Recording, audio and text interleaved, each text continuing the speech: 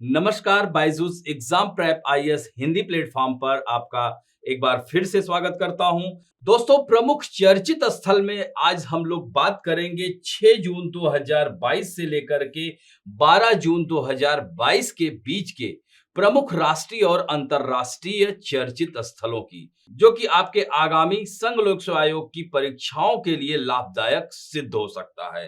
तो दोस्तों, यहां पर आप लोग देख सकते हैं कि यह चर्चित स्थल कितने महत्वपूर्ण हैं। और एक महत्वपूर्ण बात यह है कि अभी तक अगर आप लोगों ने हमारे इस चैनल को सब्सक्राइब नहीं किया है तो प्लीज आप लोग इसे सब्सक्राइब करें, लाइक करें, कमेंट करें, प्रश्नों के उत्तर भी दें और अपनी प्रतिक्रिया जरूर बताएं। तो दोस्तों, आइए पहले प्रश्न की ओर चलते हैं।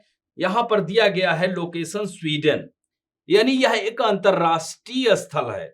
स्वीडन का नाम सुना ही होगा दोस्तों। पहला जो स्टॉकहोम सम्मेलन हुआ था उसका 50 वर्ष 5 जून 2022 को पूरा हुआ है। यानी पर्यावरण से संबंधित पहला ऐसा सम्मेलन था जो 5 जून 1972 को आयोजित किया गया था। कहां पर? स्वीडन की कैपिटल स्टॉकहोम में। दोस्तों, यही कारण है कि विश्व पर्यावरण दिवस 5 जून को मनाया जाता है। तो दोस्तों, इसके बारे में आप लोग तो जानते ही होंगे। आइए इसके भौगोलिक पक्ष यानी मानचित्रण की ओर चलते हैं। मानचित्र आधारित प्रश्न कैसे हो सकता है? तो यहां पर देख सकते हैं बोथनिया की खाड़ी। दोस्तों, गल्फ ऑफ बोथनिया सुना होगा। तो यह किन दो यूरोपीय देशों के मध्य अवस्थित है या स्थित है? तो दिया है नॉर्वे और स्वीडन, स्वीडन एवं फिनलैंड, फिनलैंड एवं नॉर्वे, डेनमार्क और स्वीडन। तो दोस्तों, यहां पर अगर आप मानचित्र आपके पास होगा तो निश्चित रूप से इसका उत्तर आप दे सकते हैं। तो इसमें उत्तर होगा स्वीडन और फिनलैंड। तो आइए इसको मानचित्र में देखते हैं। यहां पर आप देख सकते हैं ये है स्वीडन, ये दोस्तों नॉर्वे है, इधर आप देख सकते हैं फिनलैंड है। तो फिनलैंड की जो कैपिटल है हेलसिंकी है और वो यहां पर अवस्थित है। यानी अब ये जो आप देख सकते हैं गल्फ ऑफ बोथनिया, यह पूरा गल्फ ऑफ बोथनिया है। तो इसके एक तरफ से देख सकते हैं, एक तरफ स्वीडन है और दूसरे तरफ फिनलैंड है। यानी फिनलैंड और स्वीडन के मध्य अवस्थित है गल्फ ऑफ बोथनिया या बोथनिया की खाड़ी। और दोस्तों, यहां पर स्वीडन की राजधानी स्टॉकहोम ये देख सकते हैं गल्फ ऑफ बोथनिया के ही कह सकते हैं तट पर स्थित है। और यहां पर आप देख सकते हैं यहीं पर 5 जून को 1972 को पहला सम्मेलन पर्यावरण से संबंधित सम्मेलन हुआ था। दोस्तों, यहीं पर और भी देश हैं, इनको भी ध्यान रखेंगे। अब जैसे अब आप लोगों के लिए मानचित्रण अगर कर रहे हैं तो सिर्फ गल्फ ऑफ बोथनिया देख करके आपको यहां से नहीं हटना है। यहां पर आपको यह भी देखना है कि यहीं बाल्टिक सी है। तो इसके साथ साथ बाल्टिक स्टेट कौन कौन से होते हैं? इस्टोनिया, लाटविया और लिथुआनिया। फिर इन तीनों की राजधानियां उत्तर से दक्षिण लगाइए। इस तरह से यह भी जो यह स्कैंडिनेवियन कंट्री हैं, इनके देशों की राजधानियां जैसे नॉर्वे की ओस्लो है, स्वीडन की स्टॉकहोम है और फिनलैंड की हेलसिंकी है। तो अब देखिए कि इसमें उत्तर से दक्षिण कौन सी है, और डेनमार्क की कोपेनहेगन है। तो इस तरह से उत्तर से दक्षिण इन्हें लगाने का प्रयास करिए, यहां से भी प्रश्न अक्सर आ जाया करते हैं। अब बढ़ते हैं दूसरे महत्वपूर्ण स्थल की ओर, भारत और सेनेगल। दोस्तों, सेनेगल तो सुना होगा। तो सेनेगल जिसकी राजधानी डकार है, यह पश्चिमी अफ्रीका यानी अफ्रीका महाद्वीप के पश्चिमी तट पर अवस्थित यह देश है। तो दोस्तों, अभी हमारे देश के उपराष्ट्रपति हाल ही में सेनेगल का दौरा उन्होंने किया है। तो सेनेगल और भारत के बीच दशकों से संबंध रहे हैं। तो उसी के उस पर हमारे देश के उपराष्ट्रपति सेनेगल गए हुए हैं। तो अब ये सेनेगल कहां पर? माली, सेनेगल। दोस्तों, अब हम लोग इसके भौगोलिक पक्ष पर यानी मानचित्रण पर चलते हैं। तो निम्नलिखित में से कौन कौन से अफ्रीकी देश महाद्वीप के पश्चिमी तट पर स्थित हैं? तो यहां पर आप देख सकते हैं सेनेगल दिया है, नाइजर दिया है, माली दिया है, गाम्बिया दिया है और लाइबेरिया दिया है। तो दोस्तों, अगर आप लोग मानचित्र लगातार देख रहे होंगे तब इस प्रश्न को बहुत आसानी से हल कर सकेंगे। तो यहां पर आप देख सकते हैं कि सेनेगल निश्चित रूप से यह पश्चिमी तट पर स्थित है, नाइजर यह नहीं है, माली यह नहीं है। तो इस तरह से पहला, चौथा और पांचवा यानी गाम्बिया भी यह तट पर है जिसकी राजधानी बांजुल है, और लाइबेरिया जिसकी राजधानी करासे है। तो 1, 4 और 5 यह तो पश्चिमी तट पर स्थित है। माली और यह नाइजर यह तट पर स्थित नहीं है, तो अतः उत्तर सी होगा। तो अब यहां पर आप मानचित्र में देखते हैं तो यह देख सकते हैं, ये गाम्बिया यहां पर आप देख सकते हैं, सेनेगल के दक्षिण में अवस्थित है। फिर इसी से थोड़ा नीचे आएंगे तो ये लाइबेरिया है। अब इसकी इन सारे देशों को आप उत्तर से दक्षिण ये देख सकते हैं, यहीं से शुरू हो जाता है मोरक्को, वेस्टर्न सहारा, मारिटानिया, सेनेगल, गाम्बिया, गिनी बिसाऊ, तो यह क्रम से है। दोस्तों यहां पर आप देख सकते हैं माली लैंड लॉक्ड कंट्री है, स्थल अवरुद्ध देश है। इसी तरह से नाइजर भी स्थल अवरुद्ध देश है। दोस्तों अभी कुछ दिन पहले आप लोगों ने यूपीएससी यानी संघ लोक सेवा आयोग की परीक्षा 5 जून को हुई थी, तो उसमें देखा था साहिल क्षेत्र से प्रश्न आया था, तो यह साहिल क्षेत्र के अंतर्गत आते हैं, तो इन्हें ध्यान रखेंगे। अब बढ़ते हैं तीसरे महत्वपूर्ण स्थल की ओर, भारत और खाड़ी देश।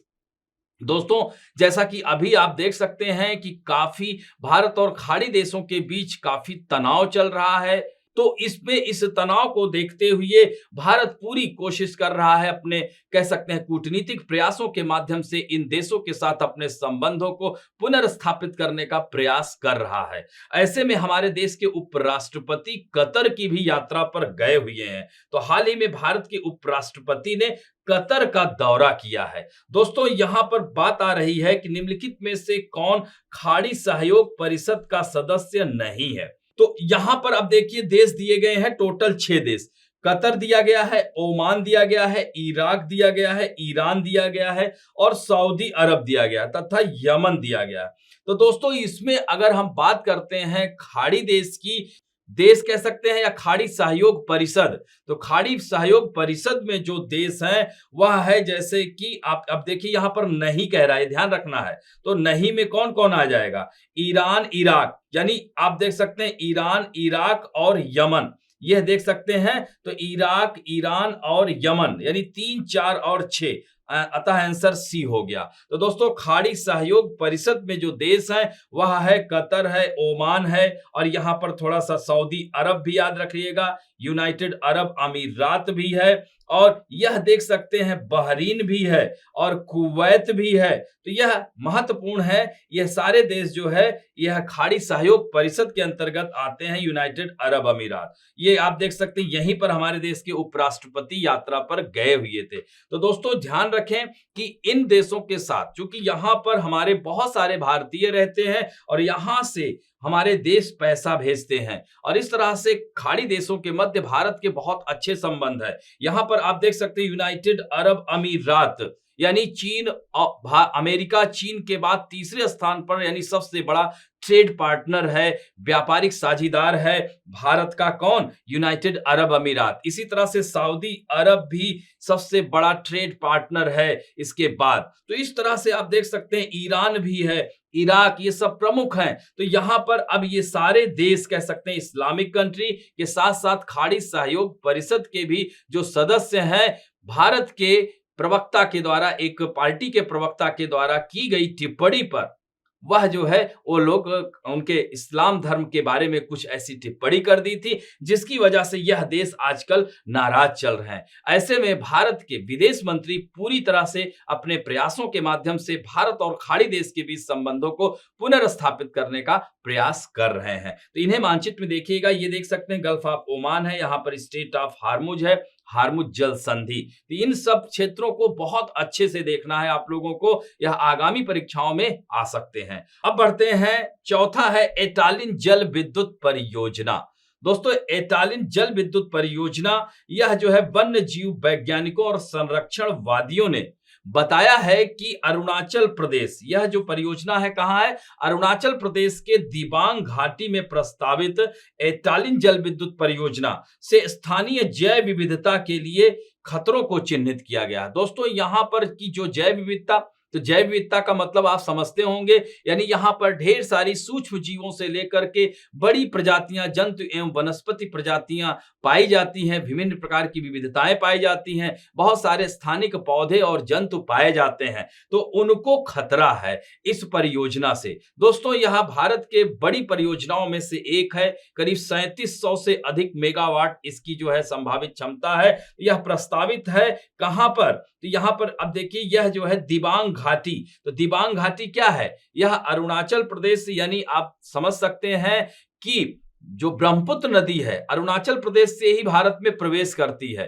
तो दिबांग जो है ब्रह्मपुत्र की सहायक नदी है। तो इसी नदी घाटी पर यह एटालिन जल विद्युत परियोजना को स्थापित करने का प्रस्ताव रखा गया है और अगले 7 वर्षों में यह बनकर तैयार हो जाएगी। लेकिन संरक्षणवादी और वैज्ञानिकों ने यानी कह सकते हैं वन्य जीव वैज्ञानिकों ने, वाइल्ड लाइफ जो प्रोटेक्शन कह सकते हैं साइंटिस्ट, इन सब ने इसके लिए चिंता की है और बताया है कि खतरों को चिन्हित किया, जैव विविधता खतरे में पड़ सकती है। इसी से संबंधित प्रश्न है कि वन्य जीव वैज्ञानिकों और संरक्षणवादियों ने दिबांग घाटी में प्रस्तावित एटालिन जल विद्युत परियोजना से स्थानीय जैव विविधता के लिए खतरा बताया। यह परियोजना किस राज्य में प्रस्तावित है? दोस्तों असम, मणिपुर, नागालैंड या अरुणाचल प्रदेश? तो यहां पर उत्तर क्या होगा? अरुणाचल प्रदेश। दोस्तों अरुणाचल प्रदेश की राजधानी ईटानगर है। सबसे पूरब में कह सकते हैं, जैसे आप भारत की अगर हम बात करते हैं तो भारत का सबसे पश्चिमी बिंदु कहां है? गुजरात में है। इसी तरह से पूर्वी बिंदु अरुणाचल प्रदेश के किबुथु में है। याद रखेंगे। तो आइए इसको थोड़ा सा मानचित्र में देखते हैं। यह आप देख सकते हैं एटालिन हाइड्रो इलेक्ट्रिक पावर है। यहीं पर दिबांग नदी भी है। ध्यान रखेंगे, यहां पर देख सकते हैं दिहांग नदी है। तो इस तरह से दिबांग नदी पर, और यह अरुणाचल प्रदेश है, इधर म्यांमार है, ऊपर चीन और तिब्बत है, इधर भूटान, यानी 3 देशों से अंतरराष्ट्रीय सीमा से घिरा हुआ है। और भारतीय राज्यों की बात की जाए तो यह असम को स्पर्श करता है सबसे अधिक, और इधर देखा जाए तो नागालैंड को स्पर्श करता है। यानी नॉर्थ ईस्ट के 2 राज्यों और 3 अंतरराष्ट्रीय देशों को यानी अंतरराष्ट्रीय सीमा को स्पर्श करता है। कौन? अरुणाचल प्रदेश। तो ध्यान रखेंगे यहां पर सुबनसिरी परियोजना भी है, वह भी जो है ब्रह्मपुत्र की सहायक नदियों में से एक है। तो यानी ध्यान रखेंगे कि जो ब्रह्मपुत्र नदी की जो सहायक नदियां, इवन ब्रह्मपुत्र नदी जल विद्युत क्षमता के बारे में अगर हम बात करें, भारत में सबसे अधिक जल विद्युत क्षमता वाली जो नदी है वह ब्रह्मपुत्र नदी ही है। यह ध्यान रखेंगे। तो अब बढ़ते हैं नेक्स्ट प्रश्न की ओर, और 5वां प्रश्न, तो यह अंतरराष्ट्रीय स्थल से संबंधित है। भारत और ऑस्ट्रेलिया के बीच में जल सुरक्षा पहल। तो दोस्तों यहां पर आप देख सकते हैं कैबिनेट ने ऑस्ट्रेलिया भारत जल सुरक्षा पहल, जिसे इनिशिएटिव कहते हैं, के लिए तकनीकी सहयोग के लिए भारत और ऑस्ट्रेलिया के बीच समझौता ज्ञापन को मंजूरी दी है। तो दोस्तों यह बहुत ही अच्छी पहल है भारत और ऑस्ट्रेलिया के बीच। यह इस तरह से कह सकते हैं कि क्वाड देश, ये दोनों देश क्वाड समूह के अंतर्गत आते हैं, जैसे United state of America, Australia, Japan और भारत। तो हिंद महासागर और प्रशांत महासागर यानी इंडो पैसिफिक क्षेत्र की सुरक्षा के लिए यह क्वाड कह सकते हैं संगठन, यह आगे बढ़कर आ रहा है और चीन को कड़ी चुनौती दे रहा है यह संगठन। तो ऐसे में भारत और ऑस्ट्रेलिया की यह जल सुरक्षा पहल बहुत महत्वपूर्ण हो जाती है इन क्षेत्रों के लिए। तो इसमें जो है ये तो रहा प्रश्न। अब बात करते हैं इसके भौगोलिक पक्ष पर। थोड़ा सा आइए ऑस्ट्रेलिया का मानचित्रण कर लेते हैं। तो यहां पर ऑस्ट्रेलिया के संदर्भ में निम्नलिखित युग्मों पर विचार करना है। यहां दिया है प्रांत ऑस्ट्रेलिया के और यह शहर। तो कौन से प्रांत किस शहर में अवस्थित है? दोस्तों Queensland, southern Australia, New South Wales और पश्चिमी ऑस्ट्रेलिया। तो यहां पर आप देख सकते हैं कि क्वींसलैंड ब्रिस्बेन, यहां पर दक्षिण Australia Adelaide, New South Wales Canberra और पश्चिम ऑस्ट्रेलिया पर्थ। तो दोस्तों यह चारों जो है युग्म मिले हुए हैं, यानी उपरोक्त सभी युग्म सुमेलित हैं। अब आइए इसको मानचित्र में आप देखेंगे तो और आसान हो जाएगा। तो दोस्तों यहां मानचित्र में आप, ये ऑस्ट्रेलिया है। अब देखिए ऑस्ट्रेलिया, यहां पर ये तस्मानिया है। इधर ऊपर आप जाएंगे तो पापुआ न्यू गिनिया देश पड़ता है। तो यहां पर 2 जल संधियां हैं, ऑस्ट्रेलिया और कह सकते हैं ऊपर जो है पापुआ न्यू गिनिया और इरियन जाया वाला क्षेत्र है यानी इंडोनेशिया का, यहां पर और यहां पर। तो ये देख सकते हैं ये बास स्ट्रेट यहां पर है। तो स्ट्रेट का मतलब समझते हैं STRAIT। स्ट्रेट मतलब they are connect two sea and separate two land, यानी 2 स्थलों को अलग करती है तथा 2 सागरों को जोड़ती है। उसे हम जल संधि या जल डमरू मध्य कहते हैं। तो दोस्तों यहां पर आप देख सकते हैं बास स्टेट और टॉरेस स्टेट। तो टॉरेस स्टेट यहां पर ये केप यार्क पेनिनसुला है। दोस्तों यहीं पर आप देखोगे तो यहां वीपा अपने मैप में देखिएगा यहाँ पर बॉक्साइट, और ऑस्ट्रेलिया बॉक्साइट का सबसे बड़ा उत्पादक देश है। तो विश्व की सबसे बड़ी बॉक्साइट की खान यहीं वीपा में अवस्थित है। दोस्तों यहीं पर ग्रेट बैरियर रीफ, विश्व की सबसे बड़ी प्रवाल भित्ति भी यहीं पर अवस्थित है, ये रोंगकम्पटन तक है। और दोस्तों मकर रेखा यहां इसके बीच से गुजरती है, ऑस्ट्रेलिया के बीचों बीच, यानी ट्रॉपिक ऑफ कैप्रिकॉर्न। अब यहां पर आप देख सकते हैं ब्रिस्बेन क्वींसलैंड में है, जैसा कि हम लोगों ने देखा था। फिर New South Wales Canberra, New South Wales यानी ऑस्ट्रेलिया की जो कैपिटल है कैनबरा, किस प्रांत में अवस्थित है? तो न्यू साउथ वेल्स में। इसी तरह से आप पर्थ देख सकते हैं, यहां पर एकदम पश्चिमी तट, यानी कह सकते हैं ऑस्ट्रेलिया के पश्चिम, और यह पूरा मरुस्थलीय क्षेत्र है। दोस्तों ऑस्ट्रेलिया का 75% भाग मरुस्थलीय है। तो यह पर्थ है। यहीं पर आगे आप बढ़ोगे तो कालगुरली और कूलगार्डी, यह सोने की खानें हैं जो मरुस्थलीय क्षेत्र में पाई जाती हैं। दोस्तों यहां पर आप देख सकते हैं, और इस तरह से साउथ ऑस्ट्रेलिया में एडिलीड कहां है? South Australia. देखिए पर्थ से लेकर के सिडनी तक जो है ट्रांस ऑस्ट्रेलियन रेल मार्ग यहां पर गुजरता है। तो दोस्तों उत्तर पूर्व में आप देख सकते हैं ये कोरल सी है, इधर तस्मान सागर है, इधर इंडियन ओशियन है, और यह इंडियन ओशियन ऊपर भी है। यहां ऊपर आप देख सकते हैं, यहां यह महत्वपूर्ण, ये डार्विन जो है नॉर्थ टेरिटरी में पड़ता है। तो इस तरह से इन शहरों को, महत्वपूर्ण शहरों को देखिएगा। ऑस्ट्रेलिया यूरेनियम के भी भंडार सबसे अधिक ऑस्ट्रेलिया में ही है। सोने क्या मैंने बताया, कालगुरली, कूलगार्डी, माउंट ईसा यहीं पर है, ध्यान रखिएगा।